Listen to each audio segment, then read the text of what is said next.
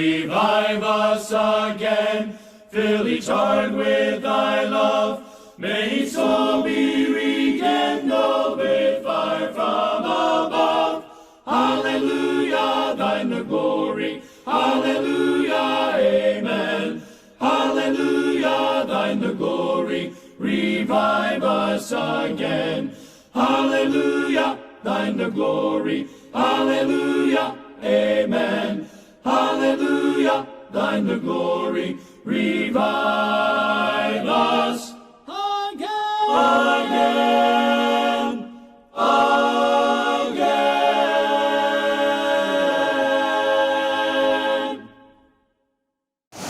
Kita sendiri, Allah yang Maha Bijaksana menambahkan makanan kita. Kejadian 3:18. Dia tambah begini ayatnya. Rumput duri dan semak duri akan dihasilkannya bagimu, dan tumbuh-tumbuhan di padang akan menjadi makananmu. Jadi tadi dia suka tumbuh-tumbuhan berbiji, buah-buah yang buahnya berbiji. Tetapi setelah berdosa, dia tambahkan satu lagi. Terjemahan bahasa Indonesia bilang, tumbuh-tumbuhan di padang itu akan menjadi makananmu. Tapi mungkin terjemahan yang lebih bagus dia bilang herbal ya, herb.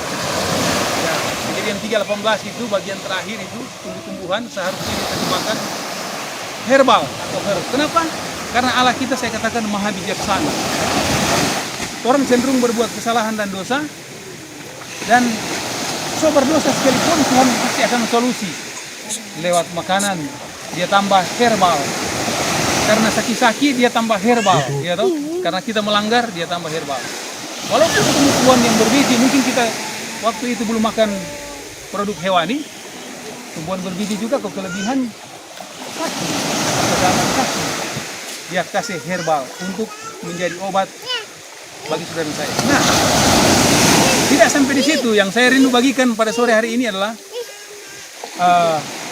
saya sementara baca buku, mungkin saudara juga sering baca, petunjuk diet dan makanan Anda. Apa yang saya mau katakan dari bacaan ini adalah saya sangat meyakini karena hamba Tuhan yang White yang tuliskan. Ya kan? Ada 49 buku yang ditulis langsung oleh Nyonya White, salah satunya itu. Petunjuk diet dan makanan Anda. Dan ada satu kutipan yang sangat keras di sana, saudara-saudara. Waktu saya baca, saya bertanya dalam hati, semua kita harus melakukan ini. Semua kita harus menghidupkan ini. Apa bunyinya? Dalam seperti yang petunjuk diet dan makanan Anda, halaman 370 dikatakan begini. Keras itu, saudara. Saya mengulangi lagi ini, keras. Dia bilang begini.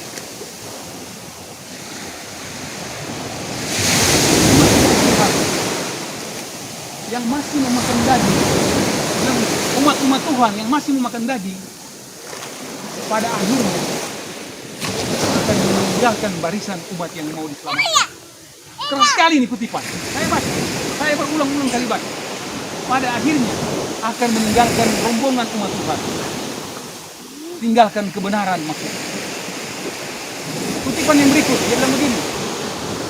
Mereka yang masih makan daging di dalam gereja tidak layak memberi nasihat. Aduh, tertemplak sekali saudara. Karena tertemplak dengan kutipan ini. Tapi di saat yang sama saya percaya sekali kutipan ini benar ya dan amin untuk saudara dan saya yang hidup di hari sama. Karena saya katakan lagi, Allah kita Allah yang paling mengetahui kebutuhan kita. Bayangkan saudara, kalau sampai hari ini dan sampai seterusnya Tuhan tidak pernah larang Torah. Makang Jo, memang dia izinkan Kejadian 9 ayat 3 kan? Segala bergerak hidup boleh menjadi makanan? Iya. Bangsa Israel ada, dia kasih pembatasan, cuma yang halal saja. Iya. Tapi akhir zaman, dia tambah kutipan, saya baca. Manuskrip rilis halaman 400, alinea kedua, dia bilang begini, saya hafal sekali. Hindari makan daging, bukan karena itu tidak halal. Berarti daging halal kan? Tetapi itu tidak baik. Bayangkan ada kutipan itu, saudara. Di dalam kemahabijaksanaan Tuhan, dia mengirimkan orang penolong bagi kita. Menyawai, mengingatkan saudara dan saya. Dan saya bertanya dalam hati, kapan ini tolong diterapkan? Ini untuk saya dan untuk saudara. Saya sangat tertemplak, saya katakan, ketika saya membaca kutipan-kutipan ini. Keras sekali. pada akhirnya kita akan tinggalkan kebenaran ini kalau kita masih membiasakan diri manusia. Dia itu kalangan sendiri ya.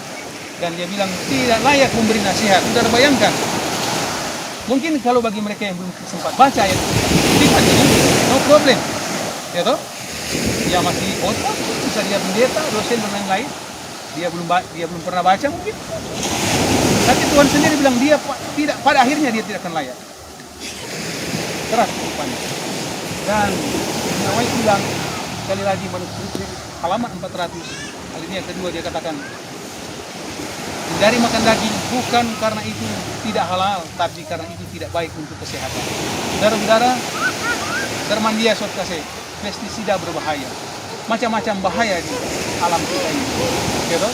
Tuhan mau supaya umat-umatnya sehat dan bahagia. Orang so alami dan orang so saksikan, ini adalah saksi sejarah dan saksi hidup sampai hari ini 10 tahun Tuhan bertarak betul.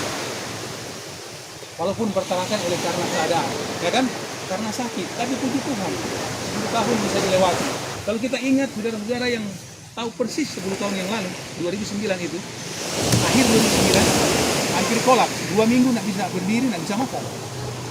Tapi oleh pertolongan Tuhan mengambil komitmen sehat sampai sekarang. Mungkin kalau mau diajak jalan 2-3 kilo, orang bisa tertinggal dari begini, gitu. Contoh waktu naik Bukit Doa, iya, ini sampai lebih dulu orang-orang sehat. Jadi kebuktian buat kita semua. Bahkan sudah sakit, ketika kita mengambil komitmen untuk mengikuti peraturan ketetapan Tuhan, Tuhan beri berkat, saksi hidup. Apalagi kalau orang masih sehat, orang memulai ambil komitmen oleh pertolongan Tuhan, dia akan lanjutkan. Mungkin di lain waktu kita akan bahas, kita akan undang pembicara yang hebat untuk bahas mengenai penyedap makanan. Saya singgung tadi dengan Pak Bobi, kita tidak makan daging, tapi hari-hari makan ikan ayam, hari-hari makan ikan sapi, dimasak. Sarinya ada di situ. Enak makan ikan sapi, mana? Lemak sapi kita taruh di bumi, sama saja dengan makan sapi.